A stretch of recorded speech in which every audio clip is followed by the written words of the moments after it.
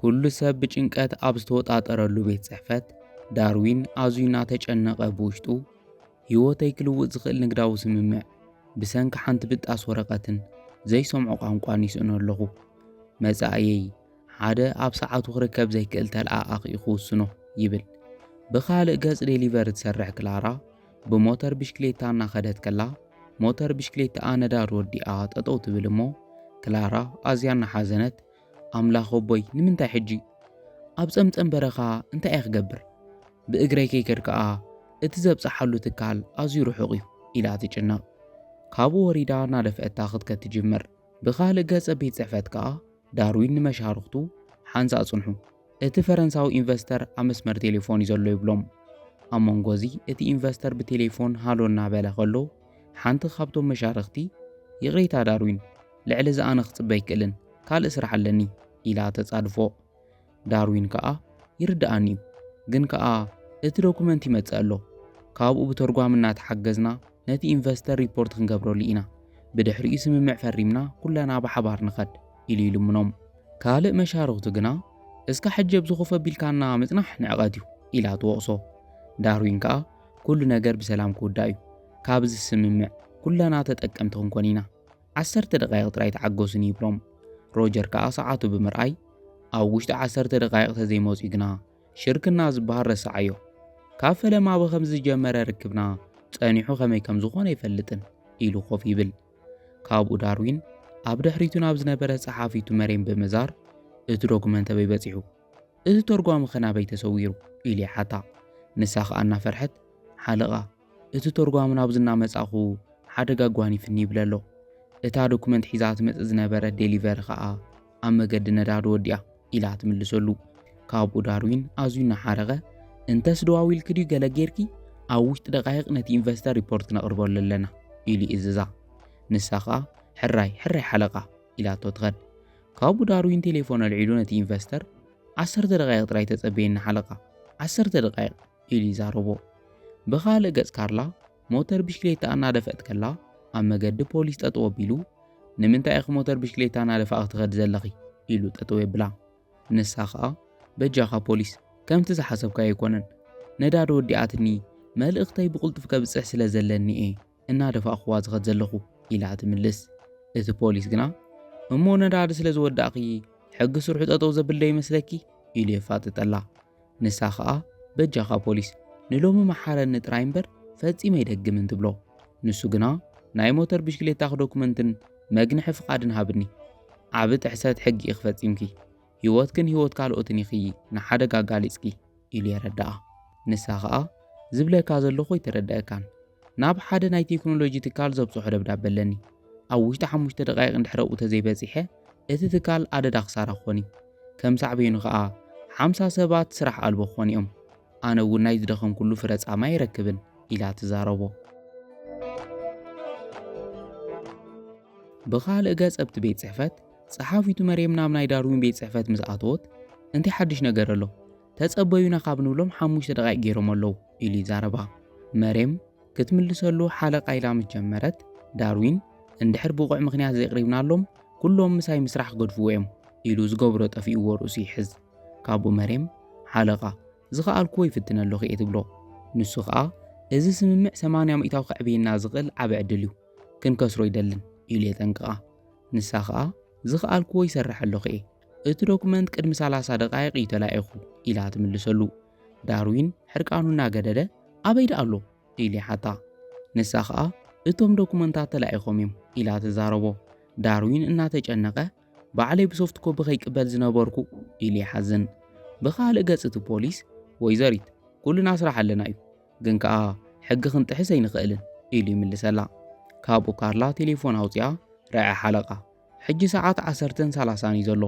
እቲ ኣኼባ ኸኣ ሰዓት 11 ክውዳእ እዩ መደብ ተታሒዙ ዘሎ ኢላ ትዛረቦ። እቲ ፖሊስ ግና ዘረባኣ ከም ዘይሰምዐ ካልእ ዘጥፋእኽዮ ከይህሉ ከረጋግጸለኒ ብምባል ሬድዮ ውፅኡ ይድውል። ካርላ ብተግባሩ ሓሪቓ ገንዘብ ክህቦ ዶ ደልዩ ይኾን ኢላ ትዕጎምጉም። ካብኡ እቲ ፖሊስ ወይዘሪት ተዛሪብክኒ ዶ ኢሉ የፋጥጠላ። ንሳ ግና ኣይተዛረብኩን ሓለቓ ናብታ ማዕዶ ዘላ ህንጻ እየ ዝኸድ ነይረ ዋላ ተቐጻዕኻኒ ኣብ ሰዓተይ ተዘይበጺሐ ስለ ዘይክፈለ ንቕፅዓተይ ክኸፍል ኣይክእልን ስለዚ ንሕና ተተሰማምዓና ይሕሽ ትብሎ እቲ ፖሊስ ከዓ ብዛዕባ ናይ ምንታይ ስምምዕ ክትዛረብ ዘለኹ ወይዘሪት ኣነ እኮ ነጋዳ ኣይኮንኩን ይብላ ካርላ ድማ ሓንሳእ ናብ ውሽጢ ኣቴ እታ ዶኩመንት ኣብፂሕያ ክምለስ ካብኡ ተደሊኻ ትቐፅዓኒ ኢላ ትዛረቦ ንሱ ግና ኣነ ስርሐይ ብኣግባብ ምስርሐይ ጥራይ ዘገድሰኒ ብፍጹም ኣይኮንን ኢሉ ካን ይብል ካርላ ግና ተስፋ ከይቆረፀት ሞተር ብሽክሌታይ ባዕለይ ናብ መደበር ፖሊስ ሒዘያ ክመጽእ በጃኻ እቲ ኮንትራት ሕጂ ክፍረም ኣለዎ ትብሎ ካብኡ እቲ ፖሊስ ለመነኣ ሰሚዑ እስከታ ትብልያ ዘለኸ ደብዳቤ ርኢኒ ኢሉ ይሓታ ካርላ ድማ ብታሕጓስ እታ ዝተዓሸገት ፖስጣ ኣውፂኣ ተርእዮ ካብኡ እቲ ፖሊስ በ2 ደቓይቕ ጥራይ ሂበክ ኣለኹ ኣብ ሰዓት ክልተ ዘይተመሊስክ ግና ጎታቲት ማኪና ፀዊዐ ሞተር ብሽክሌታ ሒዘያ ኸደ ኢሉ የጠንቅቓ ካርላ ለመነኣ ስለ ዝሰምዐና ተሓጎሰት ኣዝዩ ዘመስግን ፖሊስ ሕጂ ክምለስ ኢላ ምሒላትሉ ትኸድ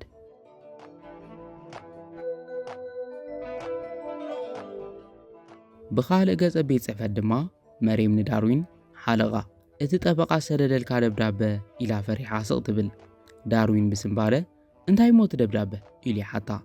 ንሳ ከዓ ብኻልእ ቋንቋ ተጻሒፉ ዋላ ሓደ ሰብ ክፈልጦ ኣይክእልን ኢላ ትዛረቦ ዳርዊን ብጭንቀት ተዋሒጡ ሰዓቱ እናረኣየ ታይና ደኣ ንገብሮ ብዘይፈልጡ ቋንቋ ዝተጻሓፈ ዶኩመንት ከመይ ጌርእ ክፍርሞ ኢሉ ክሓዝን ይጅምር ኣብ ሰዓት መሬም ሓለቓ ሓደ ዘይነገርኩኻ ነገር ኣሎ ትብሎ ዳርዊን እንታይ እዩ ምስ በላ ሓጋዚ እቲ ጠበቓ ናብ መደበር ፖስታ ቅዳሕ ከም ሰደደ ነጊርኒ ነይሩ እዩ ኢላ ትዛረብ ንሱ ከዓ እንታይ ደኣ ትጽበይ ኣለኺ ቀልጥፊ እስካዕ ሽዑ ኣነ ነቶም መጋይሽ ከዘናግዖም ይብላ ካብኡ ዳርዊን ካብ ወንበሩ እናተስአ ሮጀር መፅዩ ዳርዊን እንታይ ኢኻ ኮንካ መሻርክተይ ብቴሌፎን ክረኽበካ ይደልሎ ብምዝንጋዕኻ ዝተሓጎሰ ይመስልን ይብሎ ዳርዊን ከዓ ሮጀር ናብ መእከብ ኣዳራሽ ዝመጽእ ነይረ እቲ ናይ ስምምዕ ሰነድ እዩ ዘንጊዕና ኢሉ ይዛረብ ሮጀር ሕርቃኑ እናገደደ እቲ ሰነድ እኮ ትማሊኢኹም ክትቅበልዎ ነይርኩም ኢሉ የፋጥጠሉ ዳርዊን ከዓ ተቐቢሉ እወ ግን ከዓ ዝርዝር እቲ ስምምዕ ሓሲበ ንምውሳን ግዜ የድልየኒ ነይሩ ኢሉ ይምልስ ካብኡ ሮጀር ዳርዊን ግዜ ይብላን ምስቲ ፈረንሳዊ ንኣስታ ሰዓትን ፈረቓን ኢና ዓሊልና እንድሕር ሕጂ ብቕልጡፍ ኣኼባና ዘይጀሚሩ ጃንሉክ ቴሌፎን ክዓፅዩ ብሓባር ናይ ምስራሕ ዕድልና እውን ንሓንሳእ ንመጠረሽታ ግዘን ከበቂዕ ይብሎ ካብኡ ዳርዊን ጭንቆ ኣውፅኡ እቲ ምስጢራዊ ፋይል ንምፍታሕ መሬም ዝኸኣለቶ ትፍትነላ እቲ ኦሪጂናል ሰነድ ሒዛ ትመጽእ ጓል ከዓ እስካ ሕጂ መጸትን ኢሉ ይዛረቦ ዳርዊን ኣዝዩ ከም ዝሓዘነ ምስ ረኣየ ሮጀር ስማዕ ዳርዊን ንስኻ ዓርከይን መሳርሕተይን ኢኻ ከም ጃንሉክ ዝበለ ሰብ ግና ምኽንያታትካ ክቕበለካ ማለት ዘበት እዩ ኢሉ ይዛረቦ ዳርዊን ድማ ሮጀር ዓርከይ ሓደ ፍትወት ጥራይ ወዓለለይ ነቶም መሻርክተ ዘናግዐለይ ኢሉ ይልምኖ ሮጀር ግና ዝሓተቶን ጎኒ ገዲፉ እንድሕር ነፀገም ቀልጢፍካ ዘይትፈትሖ ኮንካ ቤት ጽሕፈትካ ይትቆጻጸርን ኢሎም እዮም ክሓስቡ ከምኡ እንተሓሲቦም ድማ ምሳኻ ክሰርሖ ይክደልዩን ኢሉ ይዛረቦ ካብኡ ዳርዊን በጃኻ ሮጀር ንእሽቶ ርቃይቕ ሃበኒ ኢሉ ይልምኖ ሮጀር ከዓ ሕራይ ግና ጽቡቕ ጌርካ ሓሰበሉ ሰዓት ንምግዛእ ኢልካ ተጥፍኦ ግዜ መጻዕ ዕድልካ ከም ዝውስን ከይትርስዕ ኢልዎ ይኸድ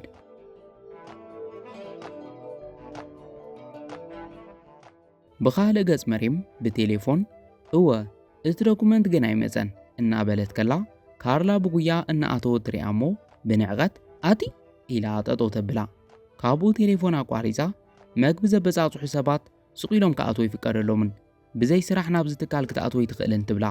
ካርላ ከዓ ከምኡ ኣይኮነን ወይዘሪት መግቢ ኸብፅሕ ኣይኮንኩን መፅእ ናብ ቤት ጽሕፈት ፕረዚዳንት ክኣቱ ደልየ ሕጂ ክረኽቦ ኣለኒ ኢላ ብዝርዝር ትዛረባ መሬም ግና ዝብለክ ስምዕኒ ወይዘሪት ትካልና ስቒል ክትኣትውዮ እንዳቦኸ ኣይኮነን ሕጂ ከም ዘይበልኩ ክውፂ ተዘይኮይኑ ግና ኣብ መንጎ ውሳነ ኣኼባ ረቢሻ ኢለ ፖሊስ ክጽውዐልክ ኢላ ተፈራርሓ ካርላ ከዓ ኣይተረዳእኽንን እቲ ትጽበይዎ ዘለኹም ዶኩመንት ሒዘ መፅእ እናበለት ክተረዳኣ ትፍትን ይኹን እምበር መሬም ኣብ ክንዲ ዘረባ ትሰምዕ ርግፀኛ እቲ ዶኩመንት ትብልዮ ዘለኺ ዝርዝር ዓይነታት መግቢ እዩ ዝኾን ኢላ ትዋዘየላ ካርላ ይቕሬታ ወይዘሪት ሞተር ብሽክሌታ ነዳዲ ወዲኣ ኣብ ርእሲኡ ፖሊስ ሒዝኒ ብክንደይ ለመና ይመፅእ ኢላ ትዛረባ መሬም ከዓ ሕርቃና ገዲዱ ካብ ወንበራ ብምትሳእ ይቕሬታ ክቡራት ኣጋይሽ ናብ ዘለዎ ኣዳራሽ እንተኣቲኺ እቶም ሰባት ኣብ ልዕሊ ትካልና ዘለዎም ኣረኣእያ ይኽልወጥ ስለዚ ቅድሚ ብሓይሊ ምፍታነይ እንተወፃኺ እዩ ዝሕሽ ትብላ ኣብ መጠረሽታ ካርላ ክትርዳኣ ስለ ዘይከኣለት ነቲ ሰነድ ብምውፃእ ስምን ሎጎን ትካልኩም ዝሓዘ ሰነድ ረኣዮ ኣብ ውሽጢ 60 ሰከንዳት እንድሕር ንኽኣቱ ዘይትፈቕድለይ ኮንኪ እቲ ስምምዕ ንግዲ ክተርፍ እዩ ሓለቓ ንምንታይ ከም ዘይመጻኹ ተሓቲትኒ ኣብ ክንዲ ዝሓዝክዎ ሰነድ ክዳውንተይ ሪኣ ኣይተኣቱን ኢላትኒ ኢለ ክዛረቦ ኢላ ተጠንቅቓ። መሬም ፈጺመ ኣይኣምነክን እቲ ዝሓዝክዮ ፖስጣ ዝኾነ ሰብ ክሕዞ ይኽእል እዩ ኢላ ትካታዕ። ካብኡ ካርላ ኣዝያ እናሓዘነት ናብ ሓለቓ ቴሌፎን ደው ኢልኪ እቲ ኦሪጂናል ዶክመንት ዝሓዘት ጓል መፅያ በልዮ ኢላ ትእዝዛ። መሬም ግና ንስኸይ ትእዝዝንን ትብላ። ካርላ እንድሕር ሕጂ ዝበልኩ ዘይትገብሪ ኮንኪ ጽባሕ ክልቴና ካብ ስራሕ ተሰጉግና ሸቕላ ኣልቦ ኢና ክንኮን ኢላ ትዛረባ። ብድሕሪኡ መሬም በልንዒ በዚ ጌርክ ናብቲ ኣኼባ ዝካየደሉ ቦታ እተዊ ኢላ ትሕብረላ። ካርላ ከዓ ብጉያ ናብቲ ንዳርዊን ዘለዎ ክፍሊ ይቕሬታ ኢላቶም ተኣቱ። ዳርዊን ምስ ረኣያ ብስምባደ ካብ ኮፍ ዝበሎ ተሲኡ እዚኣ ክታዊት እያ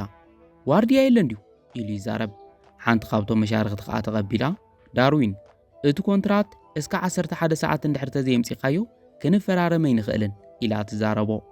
ኣብዚ ሰዓት ካርላ ናብኦም ቀሪባ እቲ ኦሪጂናል ሰነድ ስምምዕ ኣብ ዘለኩም ነዳድ እንድሕር ጨኒኩም ይቕሬታ ኢላ ትህቦም። ካብኡ ዳርዊን ነቲ ፖስታ ከፊቱ እወ ባዕሉ እቲ ኦሪጂናል ሰነድ እዩ ኢሉ ኣዝዩ እናተሓጎሰ ነቶም መሻርክቱ ስለ ዘፀበናኩም ይቕሬታ ይብሎም። ካርላ ከዓ ንጎ ስለ ዝኾነ መገዲ ተጨናኒቑ ነይሩ። እዚ ከይኣክል ፖሊስ ጠጠው ኣቢልኒ 5 ብሎካት ብእግረይና ጎዮ ከየመፀ ኣብዚ ምስ መጻኹ ከዓ ጸሓፊትካ ይእቱን ኢላ ኣብያትኒ ትብሎም። ዳርዊን ድማ የቐኒልና ከማኸ ዝበለት ፍቕሪ ስራሕ ዘለዋ ጓል ኢና ንደሊ ኢሉ የመስግና። መሻርክቱ እውን ኣዝያ ንፍዕቲ ጓል እያ ኣባል ንምስርቶ ናይ ስራሕ ጉጅለ እንተትኾን ዕዉት ስራሕ ከም ንሰርሕ ርግፀኛ እየ ትብሎ። ዳርዊን ግና ሕጂ እውን እናተጨነቐ እወ ግንካ ሕጂ እውን ሓደ ፀገም ኣሎ እቶም ዓንቀጻት ክነንብቦም ኣይንኽእልን ሉክ ከዓ ትዕግስቱ ይውድእ ኣሎ ኢሉ ነታ ቴሌፎን ክዓፅዋ ክብል ካርላ ጽናሕ ሓለቓ ከይተዓፅዎ ኢላ ተቕበሎ። ዳርዊን እናፈርሐ ትገብርዮ ዘለኽ ነገር ትፈልጥዮ ዲኺ እንድሕር ተጋጊኽ እኮ ዕድል ዝትካል ክልውጥ ዝኽእል ስምምዕ ክተርፍ ኢሉ የጠንቅቓ። ካርላ ግና ዋላ ሓንቲ ከይመሰላ ነቲ ቴሌፎን ብምቕባል ብቋንቋ ፈረንሳ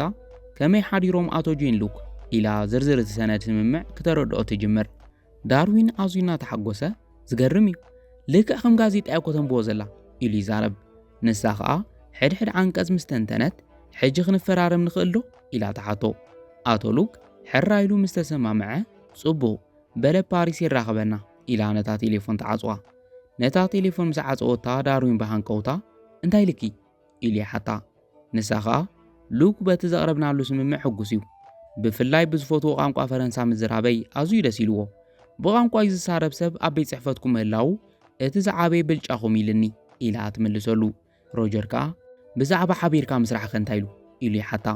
ንሳ ድማ ምሳና ንምስራሕ ተሰማሚዑ እዩ ኣብዛ ፊርማ ትብል ዘላ ፈርም ትብሎ። ዳርዊን ግና ምፍራሙ ገዲፉ ዝገርም እዩ ጃን ሉክ ብሓንሳእ ክሰማማዕ ኣይተጸበኽዎን ኣዘራርባኺ ኣዝዩ ይስሒብዎ እንኳዕ ደስ በለኪ ትካልና ካብ ሞት ይኸድሕንክዮ ኢሉ የመስግና። ካርላ ክገብሮ ዝነበረን ነገር ገይረ ምስ በለት እታ መሻርክቶም ኣዝዩ ዝገርም ስምምዕና ተሪፍ ኢለ ናብ ገዛይ ንምኻድ ተዳልየ ነይረ። ካርላ ቋንቋ ፈረንሳ ኣፍክ ከም ዝፈታሕ ኩሉ ክትዛረቢ ኣዝና ኢና ነመስግን ትብላ። ካልእ መሻርክቶም እውን ዳርዊን ሎሚ ከም መልኣኽ በፂሕክ ተዘይተድሕንዮ ተዋሪዱ ነይሩ ሎሚ ንዘመዝገብናዮ ዓወት ክንጽምብል ኢና ሮጀር ክእንግደና ኣለዎ ኢላ ትዛረብ። ካርላ ግና ዋላ ሓንቲ ማለት ኣይኮነን ክሕግዘኩም ብምኽኣለይ ደስ ኢልኒ እዩ ትብሎም። ሮጀር ድማ ተቐቢሉ እወ ንኹለና ይኽበፂሕኽልና ካርላ ኮኸብ ዝዕለት እያ ኢሉ የድንቓ። ካብኡ ኩሎም ተሲኦም ይኸዱ። ብድሕሪኡ ዳርዊን ንካርላ የቐኒለይ ካርላ ከመይ ግና ቋንቋ ፈረንሳ ክትመልክኽ ኢልኪ ኣብ ፓሪስ ተወለድኪ ክትመስሊ ይብላ። ካርላ ግና ዝሓተታ ምምላስ ገዲፋ ስራሕኩም ስለ ዝተዓወተ ኣዝዩ ደስ ኢልኒ ሕጂ ግና ክኸደለኒ ይቕሬታ ኢላቶም እናጎየት ትወፅእ። ንሳ ምስ ከደት መሬም ታይ ደኣ ኮይና ቻውን ከይበለት እናዳ ትኸድ ኢላ ትወቕሳ። ዳርዊን እውን ኣዝዩ እናተገረመ እንድዒ ብዛዕባ ኣጻሪ ክስከ ንገርኒ ዝኾነ ወሳኒ ስራሕ ዘለዎ እያ ትመስል ኢሉ ይዛረባ። መሬም ከዓ ሕራይ ሓለቓ ኢላ ትምልስ። ካብኡ የቐኒየለይ ምስ በላ ዋላ ሓንቲ ሓሳብ ከይኣትወካ ሓለቓ ክረኽባ እየ ትብሎ። ዳርዊን ግና ሓሳቡ ለዊጡ ጽንሒ ጎይ ኸርክባ እየ ኢሉ ብጉያ ይወፅእ።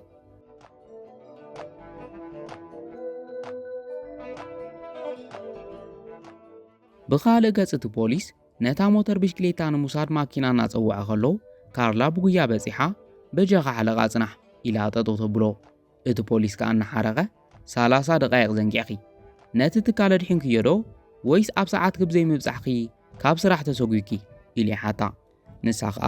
ስራሕና ብዓወት ተዛዚሙ ኮንትራት ተፈራሪሞም እቲ ትካል ድሒኑ ኢላ ድሕሪ ምርዳኣ ቅፅዓተይ ክንደይ ኢላ ተሓቶ እቲ ፖሊስ ከዓ እንኳዕ ድኻም ክንብላሽ ኣይኮነ ግን ከዓ እዚ 150 ኪሎ ግራም ትምዘን ሞተር ቢስክሌታ እናደፋእኺ ብጉጉይ ኣንፈት ንምኻድ ምፍታን ከይልውጦን ኢሉ ይዛረባ ንሳ ከዓ ይፈልጥ ይሓለቓ ቅፅዓተይ ክቕበል ድልውት እየ እቲ ዝግበር ግበረኒ ትብሎ እቲ ፖሊስ ጨካን ኢልክን ከይተሓስብኒ እቲ ዝተሓተ ቅፅዓተይ ከኽፍለኪ ኢሉ ይምልሰላ ካርላ የቐኒል ይሓለቓ ኢላ ተመስግኖ እሞ ዝሃባቢል ተቐቢላ ንቐጻሊ እኹል ነዳዲ ከም ዘለኒ ከይረጋገጽኩ ካብ ገዛ ይወፅእን ኢላ ቶኽት ክትጅመር ዳርዊን እውን ደድሕሪኣ እናሰዓበ እስካዕ ገዛ ይኸድ ካርላ ኣብ ገዛ በፂሓ ናብ ገዛ ምስ ኣተወት ዳርዊን ብሰላሕታ ይስዕባ ካርላ ናብ ገዛ ብምእታው ኣብ ዓራት ደቂሳ ንዝነበረት ኣዲኣ ማማ ዓዊተዮ ኣብ ሰዓተይ ናብቲ ዝተባሃልክዎ ህንፃ በፂሐ እቲ ሰነድ ሂበዮም በዚ ምኽንያት እቲ ትካል ካብ ሓደጋ ድሒኑ ትብላ ኣዲኣ ከዓ እናተቐንዘወት ዝደኸምኪ ክትመስል እዛ ጓለይ ኣብ መገዲ እንታይ ኣጋጢምክ ድዩ ኢላ ተሓታ ንሳ ከዓ ኣብ መገዲ ሓደ ፖሊስ ቀፂዕኒ ኢላ ትምልስ ኣዲኣ ከዓ ኣዝያ እናሓዘነት ካልእ ቅፅዓት ብምንታይ ኢና ደኣ ክንከፍሎ ኣብ ርእሲኡ ናይ ሕክምና እውን ኣሎ ካበይ ኢና ክነምፅእ እናበለት ክጭነቕ ትጅመር ካርላ ማማ ሕጂ ብዛዕባ ይትሕሰቢ ሎሚ ነቲ ዓብ ትካል ከም ዘድሓንክዎ ንዓኽ እውን ከድሕነኪ ኢላ ክኒን ብምውፃእ እዚ ኣውሰዲ ክሕሸኪ እዩ ትብላ ካብኡ ሕጂ ቁርብ ዕረፊ ኣነ ካልእ ትእዛዝ ስለ ዘለኒ ናብ ስራሕ ክኸደ ተወሳኺ ገንዘብ እንተሰሪሐ ነቲ ቅፅዓት ክኸፍሉ እየ እቲ ናይ ሕክምና እውን እስካዕ ሶኒ ክኸፍሉ እየ ኢላ ትዛረባ ኣዲኣ ግና ንዓኣ ሓሲባ እዛ ጓለይ ቁርብ ዘይተዕርፊ ብድኻም ከይትወድቂ ኢላ ትመኽራ ካርላ ኣይደኽመንን ማማ ይፈትወኪ ቻው ኢላ ተሰናቢታታ ትወፅእ ኣብ ማዕጾ ተጸጊዑ ዕላለን ክሰምዕ ፀንሐ ዳርዊን ብጉያ እናኸደ ከሎ ካርላ ወፂያ ትሪኦ እሞ ጽናሕ ኢላ ጠጠው ተብሎ ካብኡ ብኣግራሞት ኣብዚ ዳ እንታይ ትገብር ኣለኻ ኢላ ተሓቶ ንሱ ከዓ ትካለይ ካብ ሓደጋ ስለ ዘድሓንክለይ ኣይመስገንኩኽን እቲ ሰነድ ሒዝክለይ ተዘይትመፅን ንሉክ ተዘይተዛረብዮን ደጊመ ክረኽቦ ዘይክእል ኩንትራት እየ ክስእን ነይረ ይብላ ንሳ ግና ስለ ዘምፃኽልኩም ተኸፊልኒ እዩ ኢላ ትምልሰሉ ዳርዊን ከዓ ተቐቢሉ ኣብ ክንዳይ ኩንክን ዝተሰማማዕኽዮ ግና ኣይተኸፈለክን ይብላ ካብኡ ቐፂሉ እስካ ሕጂ ዝገርመኒ ዘሎ ሓንቲ ተራ ዴሊቨር ዝሰርሕ ጓል ብኸመይ ቋንቋ ፈረንሳ ክኢላ ኢሉ ይሓታ ንሳ ከዓ ተምሃሪት ዓለም ለኻዊ ዝምድናታት እየ ቋንቋ ፈረንሳን ካልኦት 5 ቋንቋታትን ከዓ ኣካል ትምህርቲ እዮም ማለተይ ነይሮም ምኽንያቱ ልዕሊ ናተይ ዲግሪ ናይ ኣደይ ሕክምና ስለ ዘገድሰኒ ከቋርጾ ይግደድ ኣለኹ እየ ትብሎ ዳርዊን ከዓ እናገረሞ ዓለም ለኻዊ ርክባት 5 ቋንቋታት ኣይተረድኣንን ኢሉ ይዛረባ ካርላ ከዓ እንታይ ዘይተረድኣካ ኢላ ተሓቶ ንሱ ድማ ከም ዝበለ ክእለት ዘለዎ ሰብ ኣብ ኤምባሲ ወይ ድማ ዓለም ለኻውያን ትካላት እዩ ክሰርሕ ዘለዎ ኢሉ ይምልሰላ ካርላ ንሰናይ ትምኒትካ የቐኒለይ ምስ በለቶ ንምንታይ ደኣ ዴሊቨር ትሰርሕ ኣለኺ ኢሉ ይሓታ ካርላ ድማ ምኽንያቱ ኤምባሲ ናይ ጽባሕ ወፃእታተይን መምሃርየይን ኣይከፍለለይን እዩ ኢላ ትምልስ ዳርዊን ክእለት ከይትጥቀምሉን ዘለኽ ምስ በላ ናይ ኣደይ ሕክምና ናይ ትምህርቲ ወፃእታተይን ንምኽፋል ዝረኸብኮ እየ ዝሰርሕ ኢላ ትምልሰሉ ካብኡ ዳርዊን ኣዴኽ እንታይ ኮይና ኢሉ ይሓታ ንሳ ከዓ ኣደይ ናይ ሳምባ ካንሰር ኣለዋ ትወስዶም መድሓኒታት ኣዝዮም ክባራት እዮም ኢንሹራንስ ክሽፍነላ ኣይከኣለን ኢላ ተረድኦ ዳርዊን ድማ ሕጂ ጸገምኪ ይርድኣኒ ኣሎ ይብላ ካርላ ድማ ምርዳኣ ብምቕጻል ዴሊቨሪ ምስርሐይ ነደይ ናብ ሆስፒታል ዘብፅሓሉን ምሸትና ጽናዕኹ ዝሓድረሉን ግዜ ይህበኒ እዩ ትብሎ ካብኡ ዳርዊን ይቕሬታ ካርላ ከምዚ ዝተጻበበ ግዜ ከም ዘለከ ይፈለጥኩን ብዛዕባ ጥቦስጣ እምበር ክንዲ ዝኣክል ሸኽሚ ተሰኪምኪ ከም ትኸደይ ተረድኣኒ ነይሩ ይብላ ንሳ ድማ ጸገም የብሉን ኩለና ናይ ባዕልና ኩናት ኢና ንገጥም እቲ ወሳኒ ነገር ብዓወት ምዝዛሙ እዩ ኢላቶ ናብ ስርሓ ንምኻድ ትዳሎ ንሱ ከዓ ጽንሒ ካርላ ሎሚ ኣድካም ውዕሎ ይኹዒልኪ ደጊምክ ናብ ስራሕ ክትኣትዎ ይግባእን ኢሉ ይመኽራ ንሳ ግና ኣቶ ዳርዊን ተወሳኺ ገንዘብ የለን እዩ ንናይ ኣደይ ሕክምና ገንዘብ ክረክበለኒ ኢላ ትምልሰሉ ዳርዊን እዚ ስራሕ ረስዕዮ ካብ ጽባሕ ጀሚርኪ እዚ ሄልሜት ኣብ ገዛ ክተቐምጥ እዩ ኣለኪ ይብላ ካብኡ ካርላ ኣዝያ እናፈርሐት ኣብ ክንዲ ዝተርጎም ኩልካ ዲኻ ካብ ስራሕ ትሰጎኒ ዘለኻ ኢላ ተሓቶ ንሱ ከዓ ከምኡ ኣይኮነን ካርላ ናይ ስራሕ ዕቤት ዝህበክ ዘለኹ ቢሮ ዓለም ለኻዊ ርክባት ክትመርሒ እየ ዝደሊ ይብላ ካርላ ብኣግራሞት ብሓቂ ኢላ ተሓቶ ንሱ ድማ እወ 6 ቋንቋታት ምዝራብ ጥራይ ከይኮነ ስርሑ ንምዕዋት ኩሉ መስዋዕቲ ዝኸፍል ሰብ እየ ዝደሊ ኢሉ ይዛረባ ካርላ ምእማን ሲኢና ሓቂ ኻዲኻ ኢላ ተዓቶ ንሱ ኸኣ እወ መሃያ ኸኣ 3 ዕጽፊ ኸዓቢ እዩ ኣብ ርእሲኡ ቦነስ ኣለኪ ትምህርቲ ክትመሃሩሉን ኣዲ ክትሕብሕብሉን ገዛ እውን ክንህበኪ ኢና ኢሉ የረጋግጸላ ካብኡ ካርላ እናተሓጎሰት ሓለቓ እንታይ ከም ዝብለካ ይፈልጥን ግን ከኣ ናይ ኣዲ ሕክምና እስካዕ ቀጻሊ ወርሓዊ መሃያይ ግዜ ይህብን እቲ ሕክምና ክባር እዩ ሕጂ ክትሕከም ኣለዋ ኢላ ክትጭነቕ ትጅምር ዳርዊን ኣጆኺ ትካልና ምስሉክ ንምስማዕ ንዝገበርክዮ ሓገዝ ተወሳኺ ቦነስ ሕጂ ክህበኪ እዩ ይብላ ካርላ ኣዝያ እናተሓጎሰት ትዋዘ ዲኻ ዘለኻ ኢላ ተሓቶ ንሱ ኸኣ እመነኒ እዚ ንህበኪ ቦነስ ሕክምና ኣዴኽ ንምሽፋን ክሕግዘኪ እዩ ኣብ ህንፃ ኣልማ ብላንካ ዶክተር ጋብርኤላ ካስቲሎ ትበሃል ንፍዕቲ ሓፍተላትኒ ክትሕግዘኪ ይብላ ካርላ ግና ኣይኾንን ጽቡቕ ጌርካ እኮ ይትፈልጠንን ንምንታይ ማዕረኽ እንደዚ ትሕግዘኒ ኣለኻ ኢላ ተሓቶ ዳርዊን ኣብ ትካልና ካብ ዘለዉ ኩሎም ሰራሕተኛታት ዝበለጽኪ ምዃንኪ ኢሎም መመስኪርኪ ኢኺ ኢሉ ይምልሰላ ብድሕሪኡ ካርላ የቐኒየለይ ኢላ ተመስግኖ ዳርዊን ከዓ ክተመስግንን ኣይግባእን ትካለይ ካብ ሓደጋ ይኸድሕንክዮ ልዕሊ እዚ ክገብረልክ ተዝኽእል ደስ ምበለኒ ይብላ ካብኡ ካርላ ሓቒፋ ትጥምጦሞ እሞ ደጊማ የቐኒየለይ ሓለቓ ትብሎ ንሱ ከዓ ሕጂ ምምስጋን ይጽንሓልና ጽባሕ ንግሆ ኣብ ስራሕ ክትርከበለኪ ንፍዓት ክኽሪኦ ይደሊ እየ ኢሉ ይዛረባ ካርላ ጸገም የለን ሓለቓ ከሕብነካ እየ ትብሎ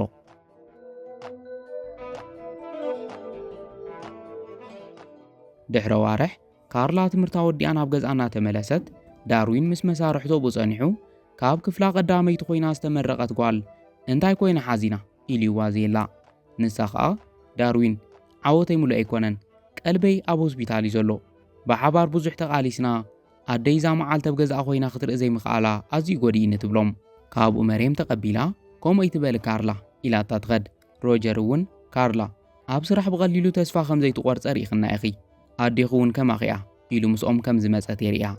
ካብኡ ካርላ ብታሕጓስ ማማ ኢላ ተሓቕፋ ዳርዊን ከዓ ኣዴኽ ንሎሚ ካብ ሆስፒታል ክትወፅእ ስለ ዝደለየት ንዳይሬክተር ንምእማን ብዙሕ የደኺመ ይብሎም ካብኡ ወዲኣ ዛጓለይ እዛ መዓልቲ ከም ዘይተሓልፈኒ እኮ ነጊረክ ነይረ ዓወትክ ምርኣይ ሕልመ እዩ ኢላ ትዛረብ ካርላ ከዓ ንዳርዊን እዚ ኩሉ ሳላኻ እዩ የቐኒየለይ ኢላ ተመስግኖ ዳርዊን ድማ ምስጋና የድልዮን እዚ ንኽዕወት ኩላና ኢና ደኺምና ሕጂ ዓወትና ንጸንብል ይብላ